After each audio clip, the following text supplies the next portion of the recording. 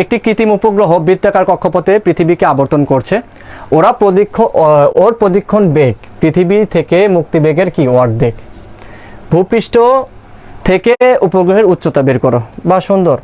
তো এখন দেখো এখানে কি দুইটা বেগ দেওয়া আছে, একটা হলো মুক্তিবেগ আর একটা কি প্রদক্ষিণ বেগ। আমরা জানি এখানে যে শর্ত দিছে, শর্তটা কি, যে একটা কৃত্রিম উপগ্রহ, ধরো এটা হলো আমাদের পৃথিবী, উপগ্রহটা পৃথিবীর চারদিকে এভাবে ঘুরতেছে। হ্যাঁ, তো এই যে কেন্দ্র থেকে পৃথিবীর দূরত্ব কত, মানে ভূপৃষ্ঠের দূরত্ব কত আর, তাহলে কেন্দ্র থেকে এটার দূরত্ব কত, আমি ধরলাম কত, ছোট হাতের আর।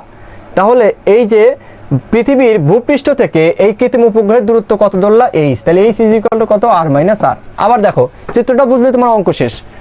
এখানে একটু খেয়াল করে দেখো যে এই জায়গাটায় কি বলছি আমি তোমাদের, যে এখানে বলছে কি যে এটা একটা ভূপৃষ্ঠ আছে, পৃথিবী আছে, যে এই পৃথিবীটা আমার, পৃথিবীর চারদিকে একটা উপগ্রহ, ঠিক আছে, কৃত্রিম উপগ্রহ ঘুরতেছে। আমি ধরে নিলাম ভূপৃষ্ঠ থেকে সেটা কত উচ্চতা নিয়ে ঘুরতেছে, এইচ উচ্চতা নিয়ে ঘুরতেছে। এখন দেখো পৃথিবীর কেন্দ্র থেকে এই ভূপৃষ্ঠ পর্যন্ত দূরত্ব কত, আর, আর পৃথিবীর কেন্দ্র থেকে এই যে কৃত্রিম উপগ্রহের পর্যন্ত দূরত্ব কত ধরছি আমি, ছোট হাতের আর।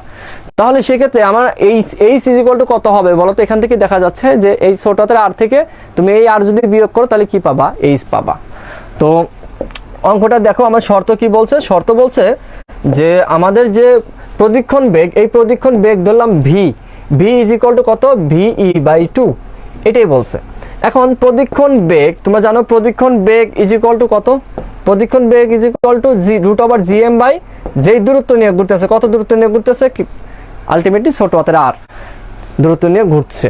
তো এখানে VE ইজ ইকুয়াল টু কত, আমি হাফ নিলাম, VE ইজ ইকুয়াল টু কত, √ কত, 2GM বাই কত আর।